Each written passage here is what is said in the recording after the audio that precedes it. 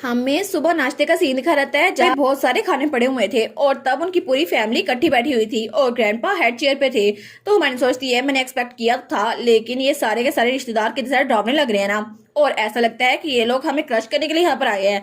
और वो तो अपने कजन ईथन और अपने भाई के दरमियान बैठी हुई थी और यूलियन को तो खाने की पड़ी थी। वो सोचता है कितना मजे का खाना लग रहा है ना, लेकिन हमारी नॉन सोचती है मुझे एक सेकंड के लिए भी अपना गार्ड डाउन नहीं करना चाहिए। तो तभी इसका ग्रैंडपा अपना ग्लास उठाता है। वो कहते हैं मैंने इस महीने की तुम लोग की रिपोर्ट देखी जब मैं गया था। तो वो कहता है फेलिड, आखिर तुमने फिर से एक स्कैम में हिस्सा ले लिया और फिर से सारी इन्वेस्टमेंट लुटा दी। तो वो कहता है फादर वो मेरी गलती नहीं थी। तो उसका ग्रैंडफादर कहता है लेकिन तुमने इस बार भी अपना सारा सासा लुटा दिया, अब तुम इसको कवर कैसे करोगे। और फिर वो कहता है मोनिका तुमने इस बार भी बहुत ज्यादा ज्वेलरी खरीदी है और तुम ज्वेलरी को इकट्ठी कहाँ कर रही हो, आखिर इतनी सारी ज्वेलरी लेकर तुमने जाना कहाँ पर है। और मुझ लोग इस बार भी तुमने अपने पैसे कर्जे में डुबा दिए, आखिर तुम समझते ही क्या हो। यहाँ पर तुम लोग सारे के सारे लालची हो और किसी के पास भी कोई एक्सपीरियंस नहीं है और तुम लोग कितनी सारा फजूल खर्ची करते हो।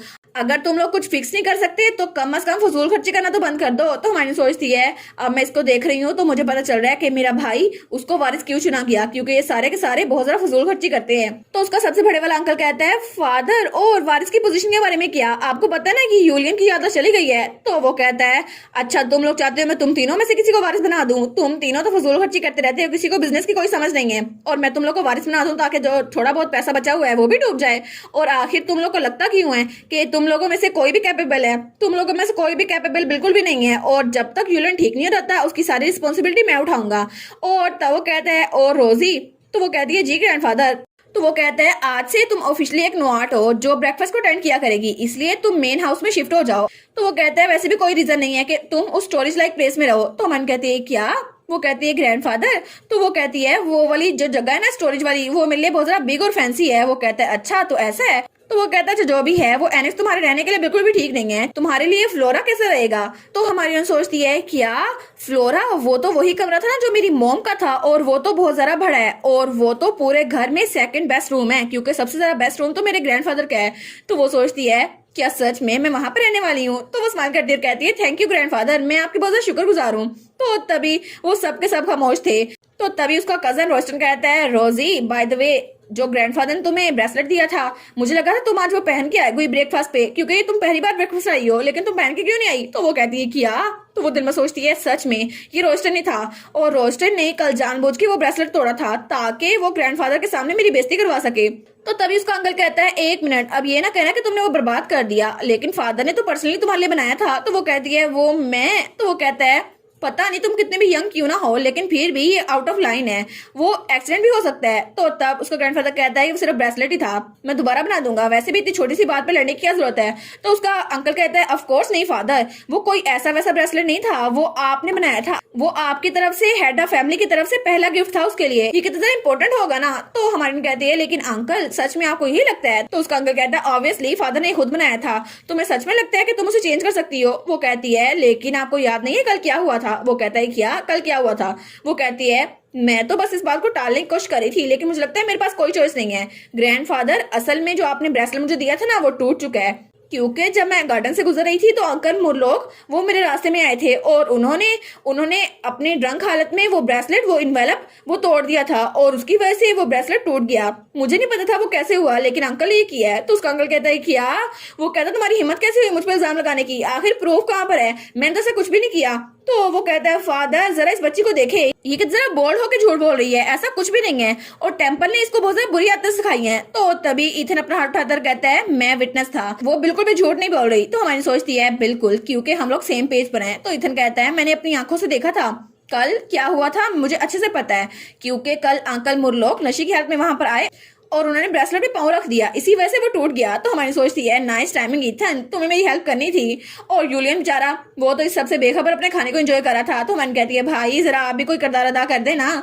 तो उसका अंकल कहता है आखिर तुम क्या बकवास किए जा रहे हो, मैं कब उसके पास आया था। तो इथन कहता है रोजी तो एलेक्स में रह रही थी ना, इसलिए उसको पता नहीं था कि आप वहाँ पे ड्रिंक करते हैं, इसलिए उसको पता नहीं था उस गार्डन से गुजरना नहीं है। और कल अगर मैं रोजी को बचाता ना तो मुझे लगता है कि आप उसे भी मारते, इसलिए मैं उसको वहां से ले आया। और रोजी उसने मुझे शुक्रिया बोला और उसने कहा कि आज से मैं उसका फेवरेट ब्रदर हूँ। तो रोजी कहती है हैं मैंने ये कब बोला था। तो तब यूलियन उसको घूर के देखता है तो वो सोचती है हमने पहले से डिसाइड किया था ना, तो ये अब ऐसे क्यों बोली जा रहा है। तो वो कहता है और उसने कहा कि मैं वहां पर सबसे ज्यादा ब्रेव था। और रोजी तो बहुत ज्यादा खुश हो गई थी, वो तो रोने लग गई थी और मेरे साथ चिपक गई थी कि मेरा भाई तो सबसे ज्यादा अजीम है। तो वो कहती है मैंने कहा बोला। तो यूलन कहता है इसकी खैर नहीं है, इसको एक बार बात तो खत्म करने दो, इसको मैं बताता हूँ। तो तभी उसका अंकल कहता है ये बिल्कुल बकवास है, आखिर तुम मुझ पे ब्लेम कैसे कर सकते हो कि मैं इतना ड्रंक था, मुझे याद भी नहीं था। तो हमारी कहती है अच्छा आप बहुत ज्यादा ड्रंक थे, तो मुझे लगता है कि आपके शूज को चेक करना ठीक रहेगा, क्योंकि आपने अपने शूज से तो तोड़ा था ना जब आप गार्डन से गुजरे थे, और अगर आप सच बोल रहे हो तो मुझे लगता है सीशल्स अभी भी आपके शूज पे लगे हो। तो वो कहता है क्या, और वो दिल में सोचता है कहीं मैंने तो नहीं तोड़ा था, ये मुझ पे इल्जाम लगा रही इतनी कॉन्फिडेंट होके। तो तभी उसका ग्रैंडफादर सर्वेंट को कहता है ठीक है अभी तुमने सुना ना, जाके चेक करो। तो वो कहता है जी। तो हमारी स्माइल करती है, वो सोचती है देखा पकड़े गए ना। और वो सोचती है कल मैं और इथन तो छुप के वहां पर देख रहे थे कि जब अंकल मुरलोक वहां पर आएंगे, और वो वहां पर आए और हमने उनके सामने ही उस टूटे हुए ब्रेसलेट के टुकड़े रख दिए, और जब वहां से गुजरे ना तो उनके शूज के साथ वो चिपक गए। तो तब उसका सर्वेंट वहां पर आता है, वो कहता है हमने चेक किया है और सीशेल के टुकड़े गार्डन फ्लोर में मिले हैं और उनके शूज के साथ भी चिपके हुए हैं, तो मुझे लगता है कि इन्होंने तोड़ा है। तो उसका अंकल कहता है कि यार, तो रॉयस्टन तो बहुत ज्यादा शौक हो गया था, वो कहता है ऐसा कैसे हो सकता है। तो तब उसका अंकल चिल्ला कहता है ये मुझे बेइज्जत करने की कोशिश कर रही है, इसने अपने साथ इथन को भी मिला लिया है, आखिर ऐसा कैसे कर सकती है। तो हमारी रोजी कहती है आपका क्या मतलब है, मैंने ये सब कुछ खुद स्टेज किया है, आप तो हमें ओवर एस्टिमेट कर रहे हैं अंकल। तो तब वो कहती है आप फिक्र ना करें, तो मुझे लगता है कि आपकी पनिशमेंट बिल्कुल नहीं होगी, मुझे लगता है बस आपको अपने आपको रिफ्लेक्ट करना होगा। तो वैसे भी वो तो ग्रैंडफादर ने मुझे गिफ्ट दिया था ना, तो मैं आपको कुछ भी नहीं कहूंगी, और आपने स्पेशली कहा था कि ग्रैंडफादर का पहला गिफ्ट था, और ये तो आपके अल्फाज थे ना। वो कहता है कि यार ये बोला तो मैं नहीं था, लेकिन ये आखिर ऐसे क्यों कह रही है। तो वो कहती है ऑनेस्टली अगर रोस्टन पॉइंट आउट ना करता तो मुझे तो याद भी नहीं रहता कि आपने वो तोड़ दिया था। तो वो दिल में सोचती है इसलिए दोबारा कभी भी मुझसे पंगा ना लेना रोस्टन। तो रोस्टन तो बहुत ज्यादा घबरा गया था। तो वो स्माइल कर कहती है वैसे भी मैं कोई फूल नहीं हूँ कि ऐसे किसी ब्रेसलेट को ऐसी जगह पर छोड़ दूं और फिर टूटा हुआ ब्रेसलेट अपने पास लेकर आऊं। वैसे भी आज तो मुझे स्पेशली बुलाया गया ना यहाँ पर। और वो दिल में सोचती है बड़े भाई के अलावा भी मैं खुद को प्रोटेक्ट करना चाहती हूँ, इसलिए मैं प्रोटेक्ट करके रहूंगी खुद को। तो तब उसका ग्रैंडफादर कहता है कितनी डिस्ग्रेस की बात है ना कि तुम अपने नेफ्यू और नीस के सामने ये सब कुछ कर ले हो मुरलोक, और तुमने वो चीज डिस्ट्रॉय कर दी जो मैंने अपनी ग्रैंडडॉटर को दी थी। वो बहुत चीप थी, लेकिन फिर भी मैं तुमसे पैसे नहीं मांगूंगा, लेकिन तुम्हें कुछ हफ्तों के लिए खुद को रिफ्लेक्ट करना ही होगा, अब तुम कोई ड्रिंक नहीं कर सकते। तो वो कहता है लेकिन फादर।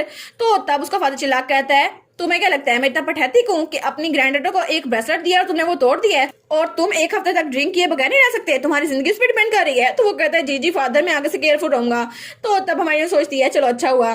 तो तब उसका ग्रैंडफादर कहता है मैंने अभी बात कंप्लीट नहीं की रोजी। तो वो कहती है जी ग्रैंडफादर प्लीज बात करें। तो वो कहता है मेरे ऑफिस में आना लंच टाइम में। कल रात मैंने जाहिद की फैमिली से कांटेक्ट किया है और उन्होंने बताया कि तुम्हारा नाम पोटेंशियल फियांसे में ऐड कर दिया गया है। तो मैंने सोचती है क्या सच में। और तब वो सोचती है कि मैं जाहिद के करीब होने वाली हूँ क्योंकि मुझे तो उसी के साथ रहना था ना। तो तब उसका अंकल बड़ा गुस्से में हुआ था, वो चिल्ला कहता है आखिर ऐसा कैसे हो सकता है फादर, एक मैरिज प्रपोजल, वो भी एक ऐसी फैमिली के साथ जो बिल्कुल डूब चुकी है। आपको लगता है सिचुएशन हमारे लिए अच्छी होगी, और वो फैमिली तो बिल्कुल डूबने वाली है और उसके पास तो कोई पावर भी नहीं बची, तो आपको इससे क्या फायदा होगा। तो ग्रैंडफादर कहता है फायदा, तुम्हें सच में लगता है कि मैं अपनी 12 साल की ग्रैंड डॉटर को किसी ऐसे घर में भेजूंगा जहां से मुझे फायदा होगा। तुम्हें सच में लगता है कि उसकी खुशी को मैं देखूंगा नहीं। तो वो कहता है नहीं नहीं मेरी ये मतलब नहीं था। तो तभी उसका दूसरा बेटा कहता है लेकिन फादर अब हम डेफिनेट फैमिली के साथ फोर्सेज ज्वाइन करने हैं, तो इससे टेम्पल को नुकसान पहुंचाना बहुत मुश्किल होगा, और वैसे भी रोजी के अंदर तो टेम्पल का ब्लड है ना, तो ये बहुत ज्यादा सीरियस मैटर होगा। तो रोजी बिल्कुल खामोश बैठी थी। तो उसका ग्रैंडफादर कहता है तो क्या रोजी के अंदर मेरा ब्लड नहीं है, वो मेरी ग्रैंड डॉटर नहीं है, और क्या हुआ कि उसके अंदर होली पावर है, वैसे भी वो मेरी ग्रैंड डॉटर है, तो चाहे कुछ भी हो जाए, चाहे उसका ताल्लुक टेम्पल के साथ क्यों ना हो, वो एक इनोसेंट चाइल्ड है और मैं उसको बिल्कुल भी टेम्पल के लिए ब्लेम नहीं करूंगा क्योंकि वो मेरी ब्लड लाइन से है। तो हमारी सोचती है क्या ग्रैंडफादर वो तो इतने अच्छे हैं। तो तभी हमारी हीरोइन की आंट मोनिका कहती है लेकिन फिर भी रोजी तो अभी बहुत ज्यादा यंग है फादर, और वैसे भी ये उसकी एज के हिसाब से बहुत ज्यादा फुलिश होगा। आपको पता है ना एक मैरिज यूनियन दो फैमिली को इकट्ठा करती है, तो वैसे भी आपने सुना था ना कि 137 बिलियन गोल्ड उसने बिल्कुल वेस्ट कर दिए।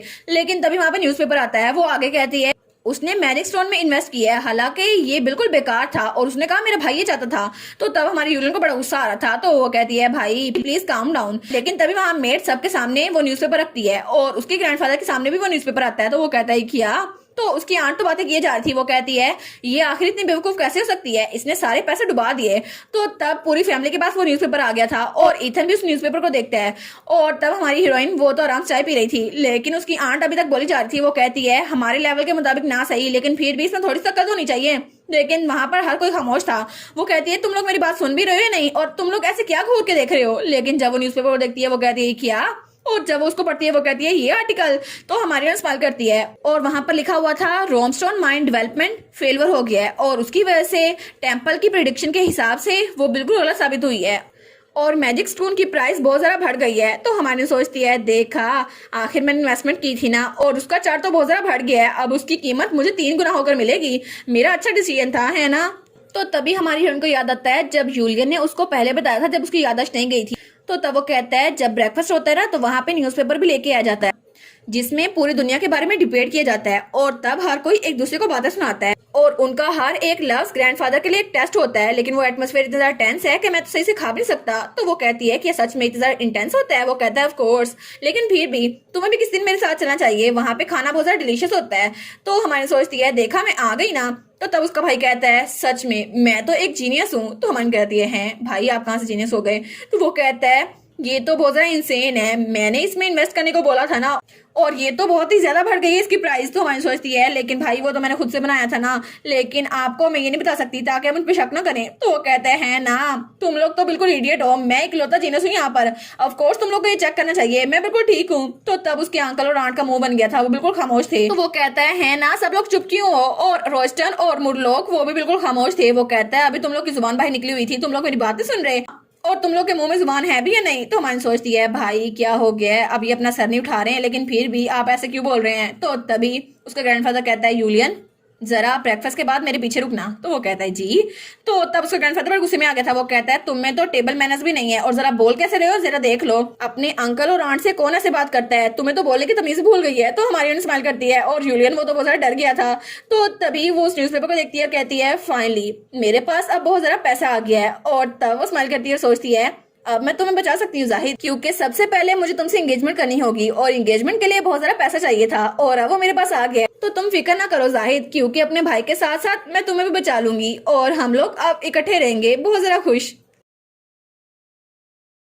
और इसी के साथ ये वाला पार्ट यहीं पर ख़त्म। तो आप लोग बताइएगा आप लोग को ये पार्ट कैसा लगा और वीडियो को लाइक और चैनल को सब्सक्राइब लाजमी कीजिएगा। बाकी वीडियोस का लिंक भी स्क्रीन पर नज़र आ रहा होगा तो काइंडली उनको भी चेकआउट कर ले। और thank you so much for watching my videos. Stay safe, bye bye.